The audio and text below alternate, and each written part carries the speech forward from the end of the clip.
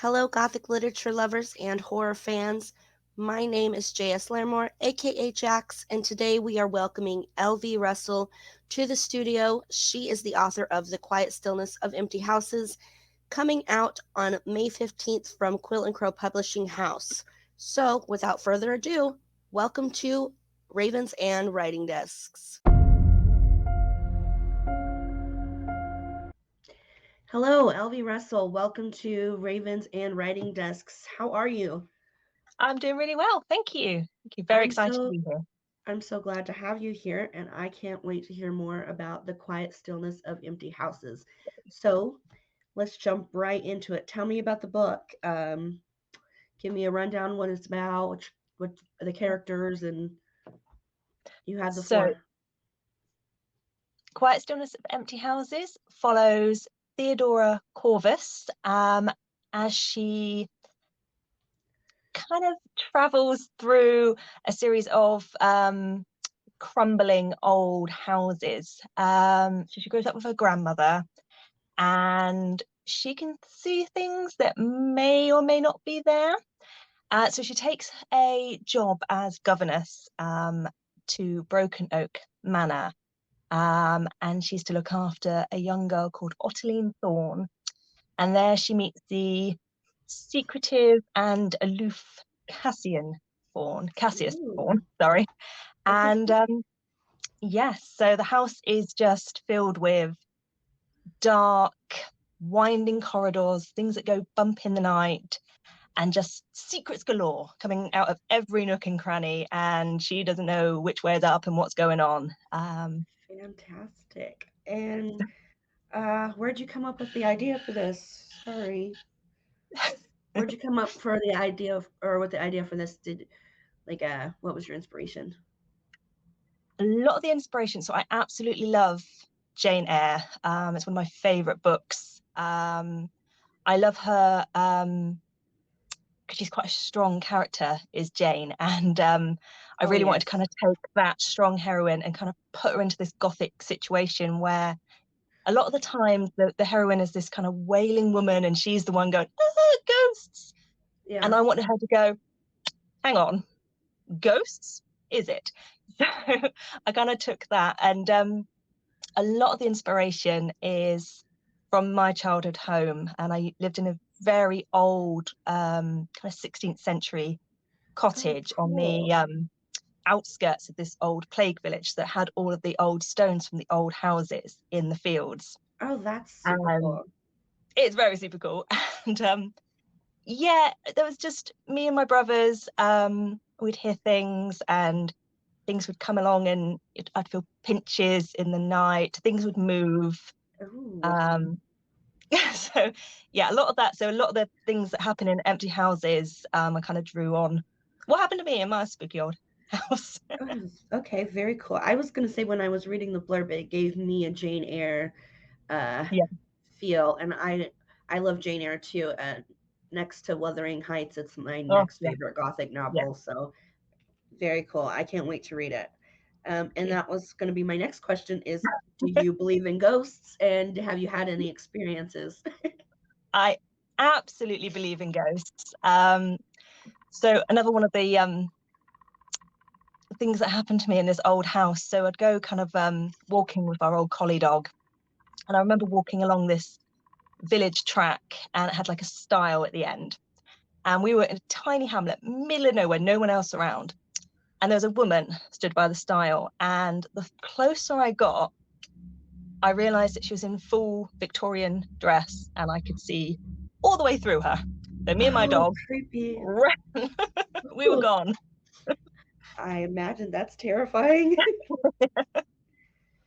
So how long have you been writing? And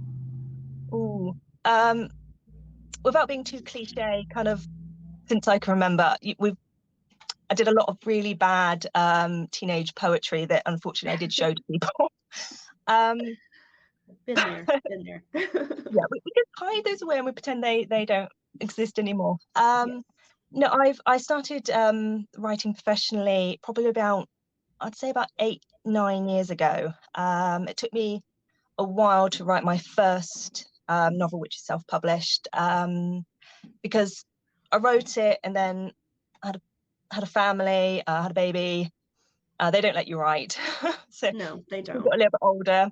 I found I could write a little bit more, and then I had another baby. That went out the window with a toddler and a baby. So the writing was put on hold, and then I would say probably 5 years ago, I really kind of went, no, this is what I want to do. So Right. I made time. I was like, husband, remove the children, leave me alone, let me write. And he was very good. He did. He was like, right, go get your That's dream. awesome. You've done it. So That's good. So you have another series out besides I this, right? do. Can you Yeah. tell me a little bit about that? So it's called the Wicked Woods Chronicles. There's 3 books in the series at the moment. So it's a very dark gothic fairy tale about Taya Jenkins, and she loses her sister very carelessly to the fairies in the woods at the edge of her village. And things happen, and it's not till a while later that she, as an adult, thinks, I've got the courage, I'm going to go into those woods and I'm going to go get my sister back. Oh, okay. And it all goes very wrong. All rebooks. Very cool. And then you said at the moment, so are there more books planned for that series? Yes, I've got so the first book, Darling, There Are Wolves in the Woods, is from Taya's perspective, and I've actually written a shift POV of the first book from Nathaniel's point of view. He's one of the fairies Oh, in okay. the book, yes. And his book will be coming out August the 18th. So I'm busy editing that. And I will be working on book 4, 5, and 6 at a later date. But I have some other projects that I'm squishing in, some more Busy kind of woman. gothicy ones. You are busy, busy. Yeah, I'm always writing. So, let's talk a little about Quill and Crow. How did you hear about them? How did you get involved with them? And So how do you like working with them? Good. I've been following Quill and Crow for a little while now. I love their poetry posts. As a lover of all things gothic, as soon as I saw them on my social media, I was like, I'm following, following, following. Yeah. Um, and I knew they were a small press, but it wasn't something that I would ever think of doing. It's something so beyond my comfort zone to submit to any kind of publishing house. It was a friend of mine who read a very early draft of Empty Houses, and they were like, I think you might have something special here. Quill and Crow are looking for novels. Why don't you sub? And after quite a lot of hesitation on my behalf, I thought, I haven't got anything to lose. If they don't like it, I will self-publish, and it would pretend it would never happen. Right. So I pitched to them. They liked it. I got a partial request, then a full request, and then an acceptance. And it's been amazing. I absolutely love them. Um, they're fantastic, and yeah, it's literally every single one of my dreams is just tick tick tick tick. And they've been a delight. Couldn't That's very cool. hope for a better home for Empty Houses than Quill and Crow. That's good. I'm so glad that they accepted it. And Oh yeah, I love working with them too. And I started there because of Crow Calls. Like, I yeah. don't know, I mentioned that when I was talking with Mm, Rosalind Breyer, but I just started doing the Crow Calls daily prompts, and mm, then I was invited to participate in um, the Crow Calls Volume yeah. 2 was the first one I was in, and from there that gave me the confidence to start submitting for anthologies. So then I Oh, have a fantastic. couple, and I'm in a couple of those, but my own novels are self-published. Yeah. So okay. Oh, do you have any other hobbies or talents that you do outside of Ooh, writing? You sound like you do a lot of writing, but I maybe do. you take a break from that with something else. Yeah. Just trying to think of anything else that I do. I like some craft. I do so I make these really little poly clay dragons that I'm hoping to kind of put on Etsy at some Oh, point. So yeah, they're only wee, and I quite like making those. It's just also taking the kids and the dog and going and the husband going out to the woods.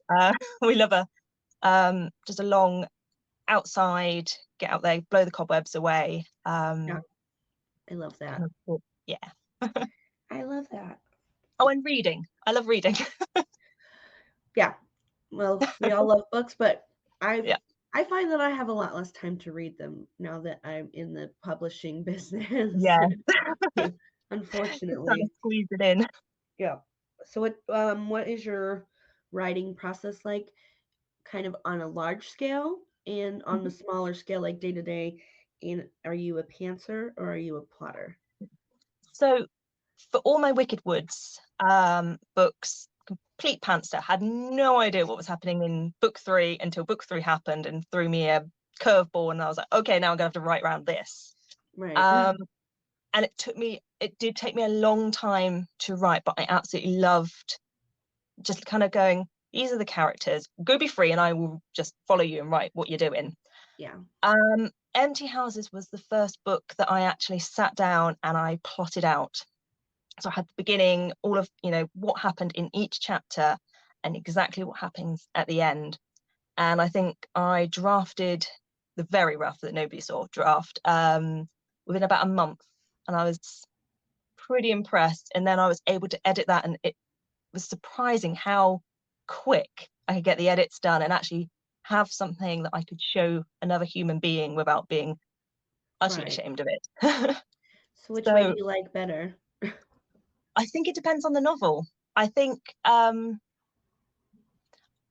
like a bit of both. So I don't think I could be somebody who could plot out chapter by chapter. So this has to happen in this chapter.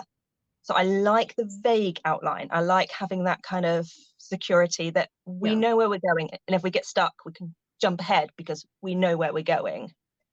But then I do like the freedom of, so Yeah. I like both. I'm a plot dancer. That's me too. I like a little bit.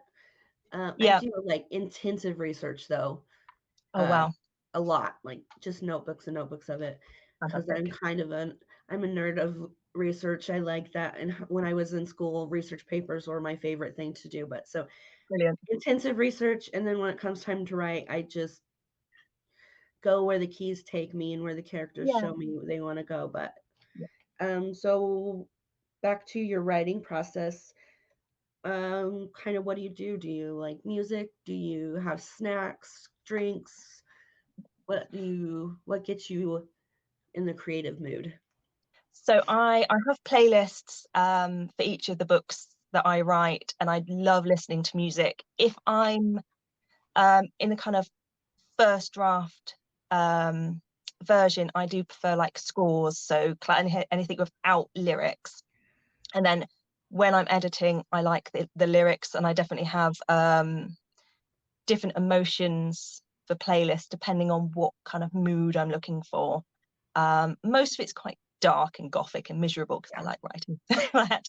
Um, unless I'm really stuck on a scene, I don't like writing to silence. So I do like to have some sort of music playing. I'm not a snacky writer. I like to pause and then I go snaffle some toast and then come back because I find it's quite distracting. And then I can Yeah. hear myself too when I've got my headphones in. I can't be with that. Yeah. Um, Same with drinks. If I'm drinking, if I'm in the middle of a scene, I'm trying to guzzle my water or my coffee or my tea, and I've got to factor in toilet breaks. And if I'm writing, I've got no time for that. So I Right. just like to get in. Yeah. I feel that. Yeah. I'm the same way with snacks. I don't like to snack while I write.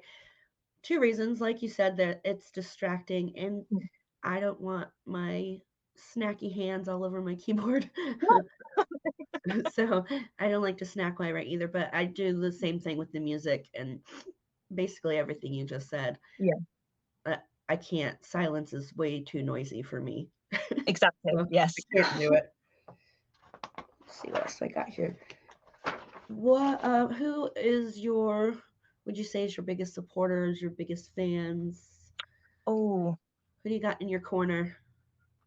my husband. Um, and he doesn't read. He is not bookish at all. Um, but out of everybody, it is him. He makes sure he made my little writing nook that you can see here. Oh, that's He awesome. makes sure, if I'm antsy, he's like, you haven't written today, put your headphones on, I'll do the tea, I will do the children, go write because you're unbearable right now. And also, yeah, my best friend has always been a champion of my writing as well. Um, it's just something that we've both dreamed of being authors since kind of, well, middle school, I would say. Yeah. Um, and then I've made some fantastic friends here on social media. So we'll have to give a shameless shout out to Chesney Infold and Kate McDonald, because they've been there pretty much from the beginning, and I wouldn't be here without them. Not where I am with the books. So That's yeah, awesome.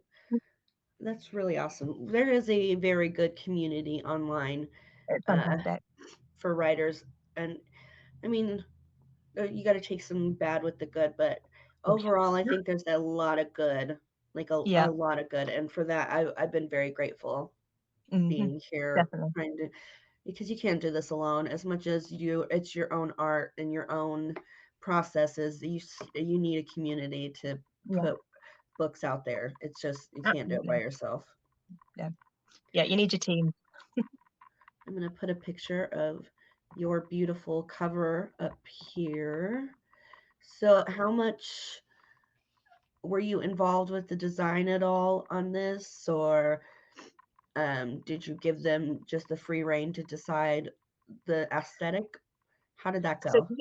I was told to kind of pull through kind of a mood board as such of things that I would like to have seen in the cover. And I picked up a few books, similar genres of book covers that I really liked and I was drawn to. So I made up a little kind of mood board and just sent it Quill and Crow's way. Um, and not very long later, I had that at me, and I was like, yes. It literally just It's kind of went into fantastic. my mind, and that it was just, yeah, I did have a little cry when it came out. I was just like, and it was like, any changes? Like, no, no, perfect. It's And fantastic. I mean, it's it, eye catching. It's beautiful. It's and the fantastic. more you look at it, all the little details of it, Yes. and I was just like, oh, but that and that and that, and yeah, it was everything I could dream of, really.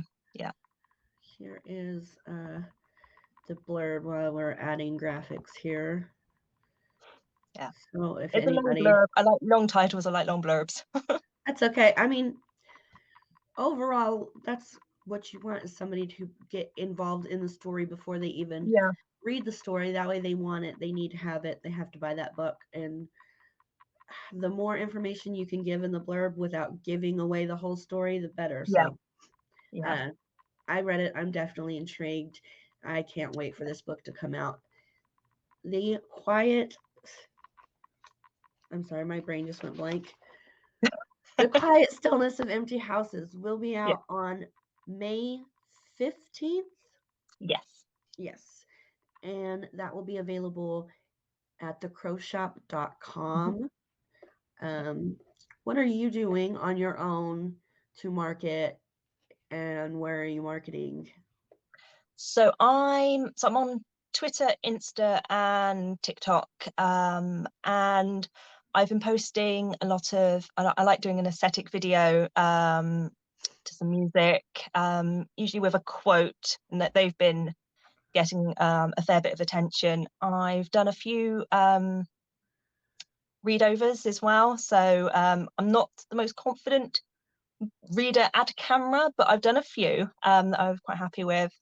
And I've done just a few in face kind of, hi, I'm the author, Mm, pre-order my book.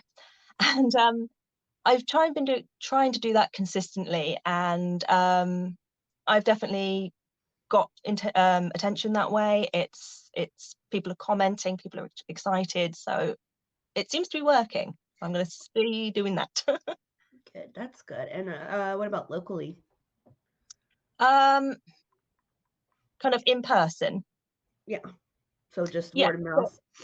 Yeah, a lot of it's word of mouth. I live in quite a small village. They're really, really supportive. I work at a school, so all the teachers are interested in getting a copy. That's awesome. Um, the primary school, so not for their library, but Yeah, definitely not. um, yeah, it's I'm hoping to do some stores with the craft fairs that are coming up. Again, it's quite villagey, so there's lots of those, and there's lots of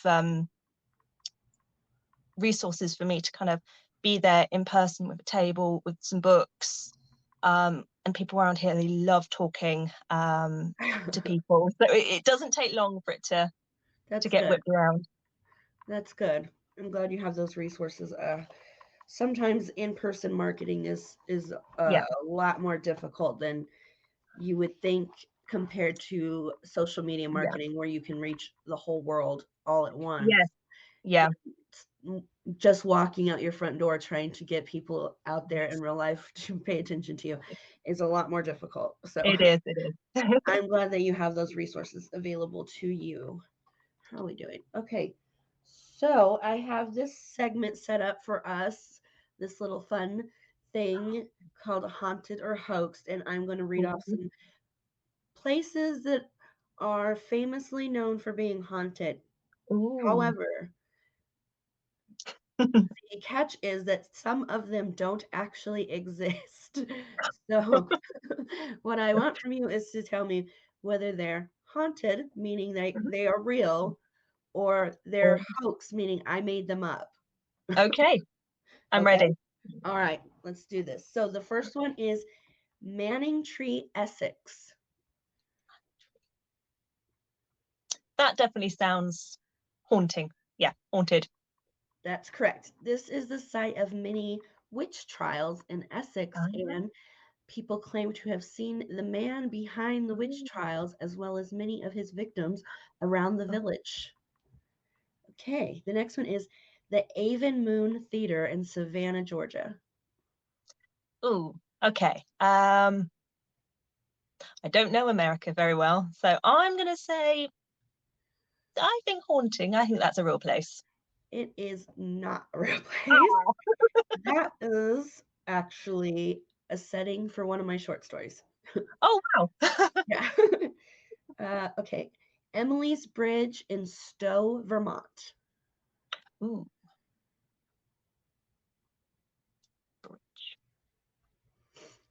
haunting. Haunted. Correct. Correct. Yay! Emily's Bridge is a covered bridge, which they're very, Ooh. very popular and prevalent in Vermont, um, where the site of a young woman lost her life while she was waiting for her lover so they could elope, and Oh, he never came. So, yeah. oh, tingles. I love it. So people claim to see Miss Emily on the bridge. Ooh. Okay. I might not pronounce the name of this village properly, but Monkshood Manor in Chichester, England? Chichester. Chichester. Um, Okay. Chichester. Um, Hoax. Correct. Yay! That is another one from a story. Okay. Blickling Hall, Norfolk. Ooh, I think haunted. That sounds real. That's correct. That is the site of Anne Boleyn's childhood home, Yeah. and they people claim to see her there. Lincoln Park Zoo, Chicago, Illinois. Ooh, there's some ghosts of some zoo animals running around. Hoax. It's actually real because Oh, it served as the cemetery from 1840 to the 50s, and oh then wow. they removed the cemetery and built the zoo on top of it. So That sounds a bad idea. yeah, we all know how that always ends up. Okay, the scientist's clone haunted tavern in Manchester, England. Ooh, so many haunted taverns. That's a haunted. That's a real one. That one is fake. Oh. Okay, the Labadie House Mansion or Labadie Mansion in Bartlesville, Oklahoma. Hmm. Mm. I think mansions always need at least one ghost, so haunted. Of course, yeah. That one is real. Yeah. Um, the story is supposedly that Miss Labadie cheated on Mr. Labadie with Oh, the ranch hand, and Mr. oh, Labadie killed her and the ranch hand oh my. in revenge. So, yes. The house isn't there anymore. It's actually pretty close to where I live, but Oh, cool. it's just I think I've never been there, but I think it's just the chimney now and the foundation that's Ah. left of the house. But Oh, that's creepy though. Just a mhm, chimney that stood out there. yeah. Okay. Next one is Matilda's Plantation in St. Francisburg, Louisiana. Ooh, haunted. Not haunted. It's a Oh, hoax. It's actually, I just made it up based on Myrtle's Plantation, which is a real place and is extremely haunted and considered one of the most haunted places in America ooh, in the same town. So if you haven't heard of it, you should look it I up. will. Yeah, I'm going to be researching There's that. there's some excellent videos of like stuff caught on camera there. Oh, nice. Yep. Okay, last one. Pluckley, Kent. Mm, haunted. Correct. Apparently, it's in the Guinness Book of World Records as the most Oh, haunted village in the UK. oh, I did not know that. Yeah. Ah, So, okay, that was all of them. I loved it. I think you did pretty well. Oh, I think I, I did all right. yeah, you got quite a lot of them right. Good job. That was fun. I loved it. Okay, so now I'm going to give you the floor. You can have a couple minutes to plug anything you want, whatever books, social media. Yeah. The floor is yours. Have at it. Okay.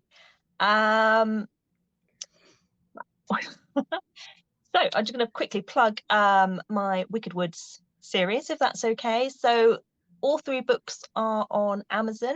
So if you like gothic fairies, dark woods, and lots of romance, then definitely take a look at those books. The first one, Darling, There Are Wolves in the Woods. And they're all out now. Yes, I'm on TikTok, Twitter, and on Instagram. So if you want to come follow me, I talk lots about my books, a lot about Empty Houses, The Wicked Woods, and you'll see my dog as well. She's a greyhound, so you see a lot of her as well. um, so my handles are at LV Russell Author over all three. They were all different. I think I've got them all the same now, just to make it a lot easier for Yeah, I need everybody to to change find me. mine. They're all different. Um, yeah, I am working on my website. It's been a constant to do. So don't go there yet. But, um, I don't envy you. I need to do it, and I should, and I will. But it don't go there yet. Do not look. Um, yeah, that's pretty much all I'm needing to plug. Oh, also, if you haven't already, please go pre-order The Quiet Stillness of Empty Houses. It's chock full of gothic romance, ghosts, crumbling houses, creaking hallways, lots of secrets, and I'm really, really proud of it. And awesome if you all could go and pre-order that. That'd be amazing. You can pre-order that now at Yeah. thecrowshop.com. Um, if you want to check out my sponsors, Quill and Crow Publishing House, you can check them out at quillandcrowpublishinghouse.com. Check out their merch and their books, including The Quiet Stillness of Empty Houses at thecrowshop.com. That's shop with two P's and an E. I will link all of this in the description. Um, make sure you go check out Quill and Crow.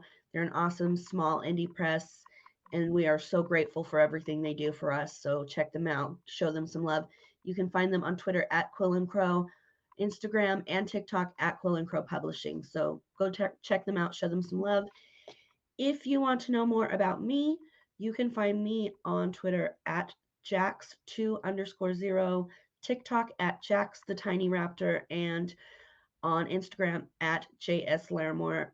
My books are available on Amazon under JS Larmore. They're urban fantasy and magical realism, and it's called the Wilder series. You can find that on Amazon. Um, and thank you for joining us on Thank Ravens you. and Writing Desks. Thank you so much for having me. This was so much fun. Thank you so It much really for was. being here. Please like and subscribe, share, and turn on those notifications. Thank you for joining us today on Ravens and Writing Desks.